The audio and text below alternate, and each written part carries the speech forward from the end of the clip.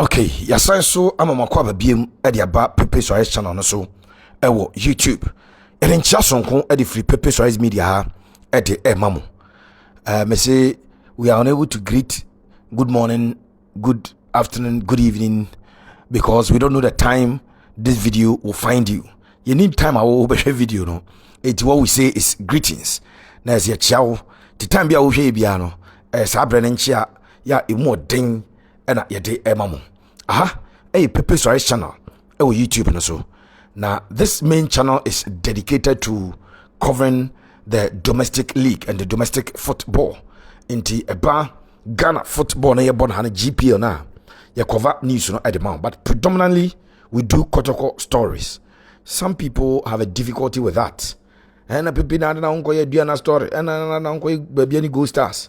Na me catch am say YouTube channel na ye nton obi a ohwe YouTube bia sorry obi a ohwe YouTube bia chese onso ubetimi abie channel na bi mebo anya zanete.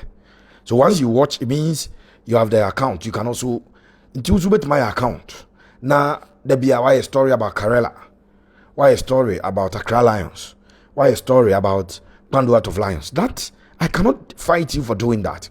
So don't try to fight me for reporting on what my viewers want to watch. And I always say this, as a businessman, as Ubia Sebi, Nyansani Nyamiamam Kakra, say me yes stories on particular lines, na nipa enja, na nipa nye interested. I'll not continuously do that. It is our radio station. Now so there, for political reasons, who say, yeah, mine, your baby in a strong good, or Asante region. We are radio, but they also we interest to promote party na enya kese or region. That's your problem, and that's a decision left to you. Obi am wo so yes ah. Enti monte ase yen at Pepe Suarez media. Ye local news ha. But predominantly we do Kotoko stories because we've seen over time say Kotoko stories and no any viewers no epe. Enti ye no at the moment. And who ko hia see ye other stories be ade guma ye. But we predominantly run our stories on Kotoko lines, and it's for obvious reasons because the Kotoko people do watch our channel the most. And some I don't know. But I must say sacrifice way I wanted to do it. But pacho, bomodi aso subscribe to channel we at the amame. Bomodi aso subscribe to channel no at the amaye sisi a Pepe Suarez channel. And I will say it was a subscribe eguso. Unya mia subscribe and also net di betwa to subscribed. Na so nso oba abeka abusuaku no uya ko Pepe Suarez extra into the same Pepe Suarez PEPE no abo Suarez SUAREZ na o the extra XTRA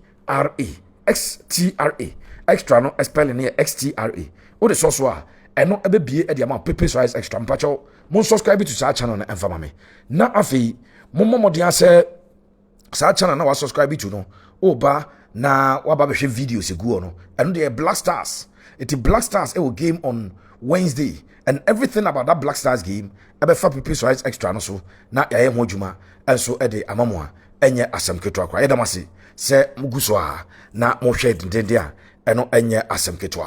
Now ye wram e wa Asante Kotoko me ma complete training report Etibra Kotoko kobo game Saturday Adiache Sunday me kire Kotoko Jenny omode eba ema oti asese Kotoko ba bedru Kumase on Sunday na Kotoko bedru Kumase Sunday omunye training, but Monday morning and afternoon they will train. So enra no pane enra wi Asante Kotoko training enna no pa Kotoko training sabre Kotoko enam kwanso a oko wanchi Kotoko eko wanchi that game oma change e de ko wanchi team pacho take note of it. Kotoko any young apostles gamer initially na se ke baso ewo doma se eko wenchi and ohwe teams nketwa no kazo mu nketwa menye sure se za no bi bofu ho bi so obaga teams nketwa and young apostles say omu gi 50 cities and 100 cities wenchi 50 and 100 because Kotoko are coming there. me sure say adwuma GFA nka so monkoye no bosia kra mbakwa ko body aye because they know once they play the Kotoko game ombete sa aka na kwa kutua Kotoko no sponsor no ya na teams nketo nyina ese da bia mo kom kotodwa nim bom pai de makotoko ne has Kotoko ba ho no me sure so makwaje bosia de asiesie park no ba bia GFA nka se ompene bia no mo aye ho adwuma de awie ya enei mo gi 50 cities and 100 cities Kotoko no bon home game on ntimi gi 50 cities as the minimum amount Kotoko ntimi gi 50 cities on bon home game o gi 20 but popular stand mo gi 50 VIP mo gi 100 because Kotoko ba ho na no okosunyane district court bia magistrate na otie adwam ne kan o kan se Kotoko ne kese ne se mumunima enka okra Kotoko ba ho ma ya hohoaho a de ma wo business will boom there. If we and then you marry a Kotoko, a quack pim or Kotoko supporters how do I call hotel ombeda, a Danny ombedi, be because of the local economy in Wenchi, a bit booming Yama or China Wednesday because of the presence of Asante Kotoko, Wenchi. Near Vienna Case, Kotoko team Cassia Ultima, also in Tiasia Wolf. Young Kra training hall. Now your complete training report. Some good news, some very, very, very good news. And obviously, some bad news. And that's what I was Asante Kotoko training. And sir, and a football team be at here. Unyan 7 years at the ope. It's your good news. Your very, very, very good news. And your some bad news. I was Asante Kotoko. One of a training wa. Ya mojuma at the amount. And I will pepe size a channel so. I will YouTube. Now, my main source here and free the bad news. Tiano me update say Joseph Ablorh. Nediano na injury plus suspension. So in the game, Kotoko Legon City's boy, no, he picked up a second yellow card, and that yellow card no, accumulated to 3. It did not about me say 1 game, and again or pick injury. A brown a branch be a kokashia muzano or pick injury. Now a branch no reporter and scan outdoor medical report na HSA umpre gidigidi sa so umpre gidigidi sa. But of course, Ablorh na obehia some form of rest because wa bomb matches ne pa. Na okoko pray nti nra pe the intel na me ho no. Na me test Ablorh could be part of Kotoko team omo be PM Wenchi even though he will not go and start. But at least na Kotoko enya somebody as a backup defender bench na so. But nra training a course so adakoja no. Joseph Ablorh went to me anye training. In fact, he did not report there. On the last week, the training Kotoko ebo Legon Cities last week Sunday. Until Monday was the recovery. Nano ama. Tuesday, Kotoko training and answer mo training Monday na no mo money echirem ewo summer boy and a weekend midweek omkwakwo game. Sorry, omo training we no ball team and the at 11 wise FA Cup no. So Kotoko train on Monday, Tuesday, kakra no pano, and a Wednesday on Bo League, on Bo FA Cup. Then on Bo FA Cup no, Thursday, into nice training, Monday training amaso, Tuesday, then Wednesday game or the training amaso, and a Kotoko ebo no, Thursday on training, Friday na Kotoko esa and I'm quite so, kwaku PM summer boy into training no disjointed kakra last week. Into Monday training a bass way, a branch Joseph Ablorh, anye training nibi. In fact, 3 players and omo completely absent from Asante Kotoko team. 3 players completely absent. My catcher say we a detailed training report and I dey Emma on Kotoko. Now ye be say Emma watch because normally na say the games na you you said that in your time you could training quite into and report it and famamo. But we there yenye ehwajuma and famamo. So 3 players are completely out. Joseph Ablorh was service suspension every. But game at Wednesday about too early for him and he will not be part of it.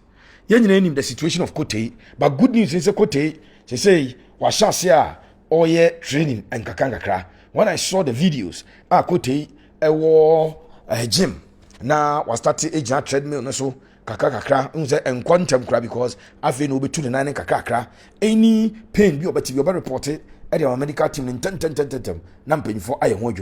But we there. Men trese minim bebrebe echen empanyifo ba ma me recommend emfama Asante Kotoko empanyifo say ade ba ko boa part to heal the ACL no ya na heal constant swimming constant swimming. The branches of Mutamano is swimming maybe I started that, but I dare boapa into the coat to do one day. So I'm tired and swimming and also about boa branch at the thing at the Emmanuel Kuti Aman Huaton. Samson wisdom Fernando Bassi. Na ensembi ene na wiem efa Fernando Wisdom Bassi the Nigerian ho ye benya brena ya ye ho adwuma e dia ma. So Wisdom Bassi completely out, Joseph Ablorh out, Kote out. These are the 3 players omo dey train omo amabi kra. Last week okay say me ma 11 players na omo ye doubtful and na say 11 players no omo ntimi anya part of Kotoko squad omo dey ko piem e wo Summer Boy. In fact then this week amboa say Summer Boy gave about Wednesday. Debut about Saturday. Sorry, about Saturday. To this week, I'm here. Sad stories at the Emma War. 11 players. Now I've told you about the 3 players. I want to say bad news is Ablorh again because Ablorh a defender. Now Kotoko defenders, I can't 4 pet. Inti say Ablorh entimi enkobi na onye part of the team. Nyame adoma midweek, which is Ochina Wednesday, I had drink akra, but the chair and say Kotoko can always have a plan for that particular position. Then Kote completely out, ACL injury, Wisdom Bassi, Nedian a hamstringer, or also out. These are the 3 players on way out. Afi Yensha, and no, I catch us the good news, and I don't know, remember we are not reporting free, but after say me a video, Edema said there's good news. Justice Blaze back. Now I'm confused there be Justice Blaze 4 matches now. I mean, please, I've done checks. I've done checks and I've done cross checks and I've done rate checks. Justice Blay is back and the coach Wednesday, which is Ochina Ordinable, which I know the coach is Justice Blay will play. He will play, he will start. In Timpacho, so reports now after say me story say Justice Blay back good news. Now for say there been say 4 matches Pacho. Justice Blay was given a straight red card. You missed 3 games, including that game that you were playing. Into that game, Nana Kotoko is what my bono. A1, Kotoko versus Legon Cities, A2, Kotoko versus Samates, A3. It is done. Was every Muhammad Kamara, as serving a suspension every year. A branch did Michael Che Jamana, as serving suspension every year. So, it's 3 players, A back. My catch was a good news. So, out of 11 now my catch was any because of 4. At the end of the suspension, na 4 injury, any doubtful or more doubtful for the game and 11. At least my catch was 3 down suspended back. So Justice Nkuku Blay is back. Abrante Michael Che Jamana is back. Goalkeeper Kamara is back. So the 3 suspended players are all back, and so that is 3 for you. And a good news at the Asante Kotoko. Mama so address this particular concern. And now a bra above 43 minutes. Na prosperity ogum somewhat tinedu efrim. Edi mano entry a buy no. A lot of people were asking, hey, tinedu so sanku pra, tinedu so pra. And na a consensus bibibi and an ekoso. Enti Eagle no kopie mu ewo adako jache Monday. Echo monitor training no. One of the key players na Eagle no Ekwa monitor the report aba na Samuel Tinedu, and the Eagle is able to report to us says Samuel Tinedu fully fit. Samuel Tinedu participate fully training na course ni nyina enye se bia oyi kakra no akotena se normally players dey be tubrika no makotena technical area kwesi se training be pon ade da bi. Samuel Tinedu fully participated in the training regime course, every training drill, course, all the rudiments course, everything that happened there, Samuel Tinedu participated fully, and so that allayed the fears of a possible injury to Samuel Tinedu, who was substituted on the 43rd minute at the Asante Sports Arena. Me catch us a game no coach every day game nentem and obeteki control that substitution. It bringing Emmanuel entry in to play number 8. Now ode Abrantia the thing Anderson team man free 8 about 6 no. Kotoko needed aggression in the middle because now we are Dramani no any Ebenezer Okran no more no more the aggression but Samuel Tinedu is not your everyday aggressive number 6. He's the deep liner playmaker number 6. And so Kotoko did, Coach Prosper did that. And so purely, it was a tactical substitution. It was nothing to do with injury. Into Tinedu, a part of the team, one more fit. Now, we training on Tuesday, on Monday. I am able to report to you, and the Eagle tells us Abrante a fully fit. I know I Abrante the Tinedu I don't know. It's also another good news. So Blay and the 2 others who are on suspension are back. Good news. Abrante did some Tinedu. Good news. Another good news. And it's Albert Amoah Agogo. Albert Amoah Agogo. On Albert Amoah, ne ho aton kakra why gym work, why low running. Then on a junior team no training, Kotoko youth team no training. Last week on a senior team no, but now we are running na kakra. We are able to report happily. You bet maka and need some at the actual. Asante Kotoko dependable striker. Abrante no Okura 9 goals in all competitions this season. 9 goals in all competitions. 7 in the Ghana Premier League and then 2 out of the FA Cup. You bet maka at the Sisu try. Sir Albert Amoah and need some and Sir Abrante no say there was started mid intensity training with the senior team. Mid intensity.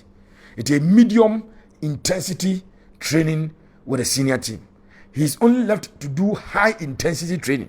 It is a player be a middle and as a medium intensity training. The Chinese the training and low training and high training. And the players are giving specific instructions. Ukrabo cry and shada and takeno. Yan kono subi. What I say? Iti and only idea Albert Amoah Google. I started air. Now, say Albert Amoah. May ship pass Albert Amoah begin full fitness.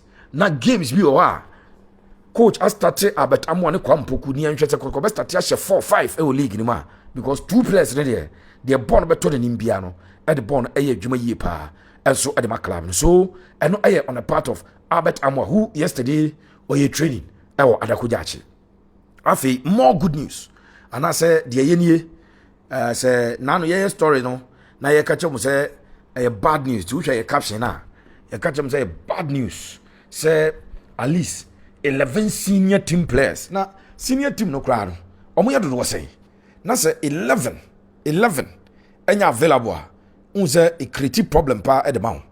But say boys na start ever back no a good news no. And no see fan come ye na for. Players be mako and 9. Mo busa me sama me sha say Lord Amoah. Lord Amoah opra Kotoko ni Karela babara mokai Kotoko Karela ena Abrante di Lord Amoah iprahe Lord Amoah ono opra nche ono so a very young boy and then na ni brand ni din o de bobo no wosoro pa enti Abrante ni shaky off the injury scare ena o make it to Asante ko team yes eko piem nso atre. Then omubai no Abrante no na say injury no ancheda nye serious injury kakakra enka Kotoko game no mon Legon Cities ebebo no na Abrante no ebe part of it but Asante Kotoko on the morning of the game ebe publish a boy no a report of pains bi iti wa mo Legon Cities game ni bi wa mo FA Cup game a Kotoko any wise a boy no en wan kobo game a eba so ewo Samates Kotoko Samates or Summer boy inti Abrante no amese sa 3 games no. Now good news na say Enra Albert and Lord Amoah and so a training at the Asante Kotoko. Lord Amoah a training at the Kotoko. Lord Amoah a fit. No a part of the trip Kotoko diko PM wenchina. A good news at the Kotoko because here can say a idea Kotoko a deficient at the back. Kotoko a difficulties at the back.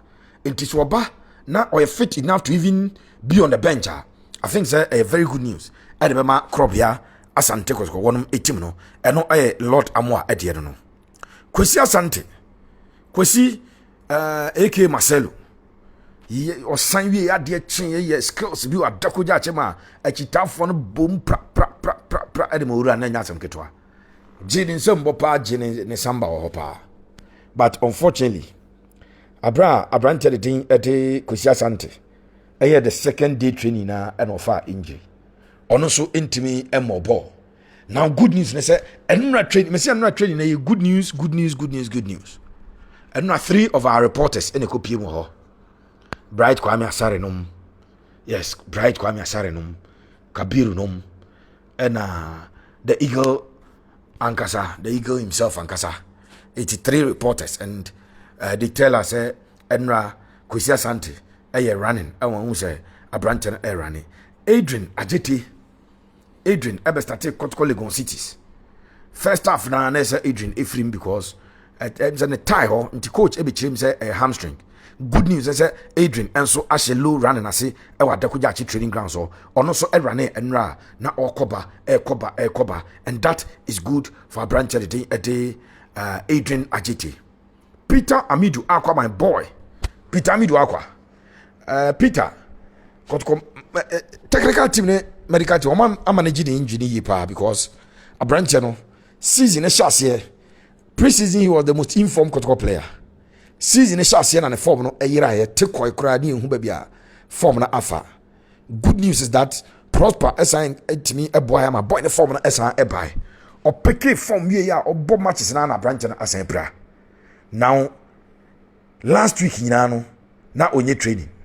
Good news and I said this week and I say Monday training course no a branch de Peter Amidu Aqua and so e buy. Iti oh said yes shadi no ade amount no omo out say there 3 players omo out of the squad cry for game na beba so e wo wenchi no e Kote Ablorh and a Wisdom Basi omo completely out. Now omo maba doubtful list no e Kwesi Asante, Lord Amoa, Adrian Ajeti, Peter Amidu Aqua omo maba be ka ho ne de ye nyina enim dada say omo no mo suspension nyina no e ho ato omo maba kai say na abranche dide Emmanuel Ntwepra ono so a recover waba ene antwi ejirem tententen na no ball of boy no say antwi atro so say ya don't be surprised he will push himself back into the starting 11 of Asante Kotoko. Season started with entry as one of the players coach Katereni Kodini abeto team sheet so Olusuza position no he's coming back and a branch of the ball ewo bia the din ade Samates in say J Sports Arena no enough to tell us a branch no and so atona or back into good news at my branch so another training report and room our Dakojache iguna to our namsoro no na emranche ni mienu enso ejina wona so wo mo reporting ede ama Pepe Suarez media. I've always told you that we will do as much as possible, try as much as possible to go to where the news is, and then we cover the news from where news, we ask the questions to the relevant authorities, we take the relevant answers, and then out of the relevant answers, we form the relevant information for your viewing pleasure here on Pepe Suarez Media. Thank you so much for always watching our channel. Kindly subscribe to the channel if you have not. May the Almighty God be with us all. God bless you.